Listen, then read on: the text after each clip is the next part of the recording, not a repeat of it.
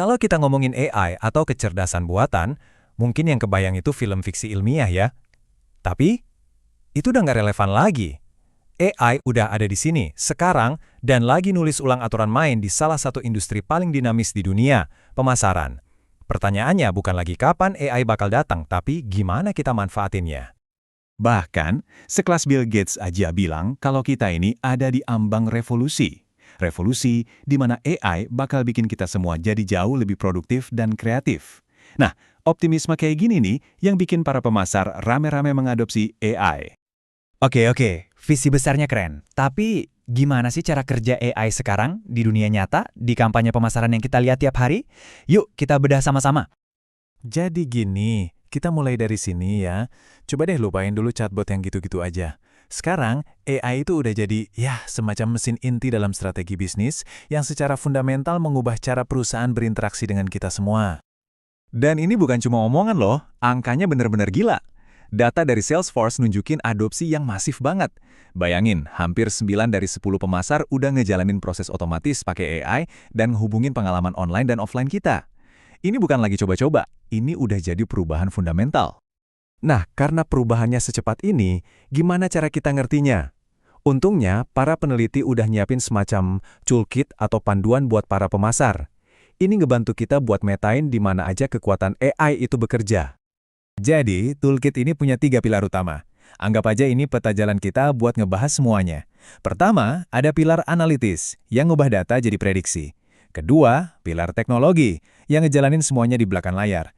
Dan yang ketiga, pilar strategis, yang ngebawa pemasaran ke dunia baru yang imersif.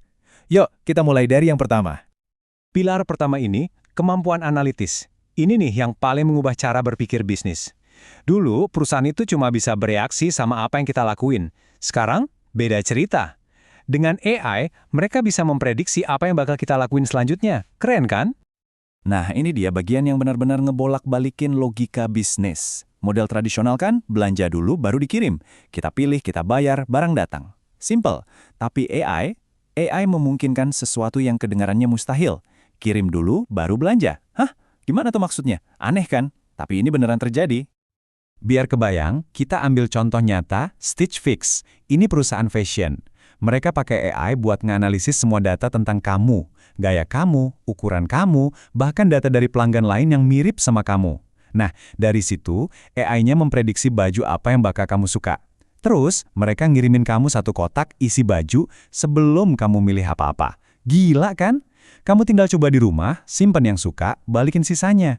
Nah, inilah model kirim lalu belanja yang lagi kita omongin. Oke, lanjut ke pilar kedua, kemampuan teknologi. Kalau yang tadi kelihatan jelas efeknya, yang ini bekerjanya di belakang layar. Mengotomatiskan proses rumit yang nentuin apa yang muncul di layar kita setiap hari. Contoh paling gampangnya itu programmatic advertising. Pernah nggak ngerasa kayak diikutin iklan di internet? Abis lihat sepatu di satu web, iklannya muncul di mana-mana. Nah, itu kerjaannya AI. Dalam hitungan milidetik, AI secara otomatis beli ruang iklan buat nampilin yang paling relevan buat kamu.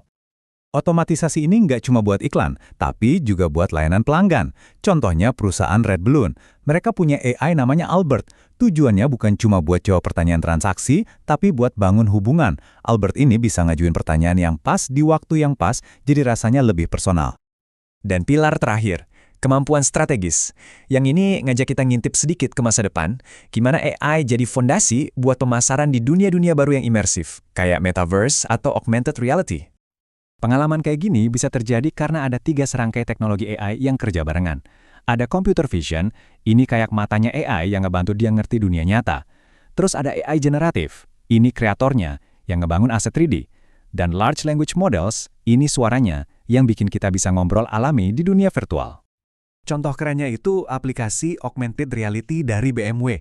Bayangin, kamu bisa parkir mobil BMW virtual di garasi rumah kamu sendiri, cuma pakai HP. Dan yang lebih canggih lagi, AI-nya ngeliatin cara kamu berinteraksi sama mobil virtual itu.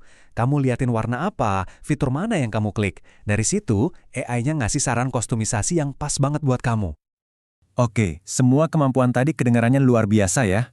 Tapi, sekarang kita perlu reality check. Karena, di balik setiap kekuatan besar, pasti ada tanggung jawab besar. Ada tantangan etis yang nggak boleh kita lupain. Dan ini bukan cuma kekhawatiran kita aja. Coba lihat ini, waktu para profesional pemasaran ditanya, apa sih kekhawatiran terbesar mereka? Jawabannya bukan soal peluang bisnis atau strategi otomatis, bukan. Nomor satu adalah implikasi etis. Ini nunjukin kalau orang-orang di dalam industrinya sendiri sadar banget sama masalah ini. Salah satu masalah etis paling gede itu namanya bias algoritmik.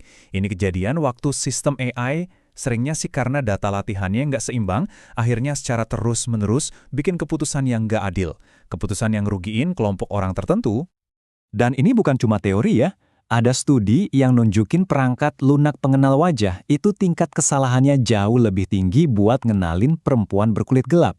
Contoh lain yang bikin heboh, Facebook dulu ngebolehin pengiklan perumahan buat ngecualin audiens berdasarkan afinitas etnis. Ini kan jelas-jelas praktek diskriminatif. Ini konsekuensi nyata dari bias algoritma. Oke, jadi apa intinya dari semua ini? Intinya, AI itu secara fundamental mengubah strategi bisnis. Dari yang tadinya cuma bisa bereaksi, jadi bisa memprediksi. Kemampuan buat mengantisipasi inilah keunggulan kompetitif yang baru. Perubahannya tuh kelihatan banget di sini.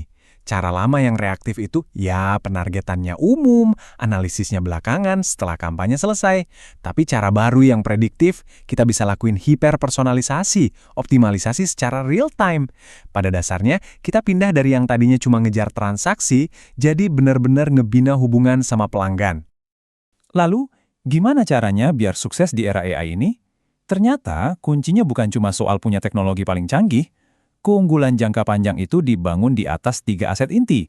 Kualitas data yang kita punya, talenta atau tim kita, dan yang paling penting dari semuanya, kepercayaan dari pelanggan.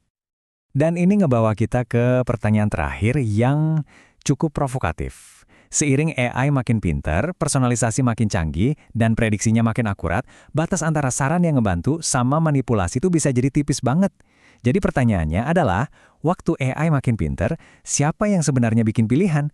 Anda atau algoritma?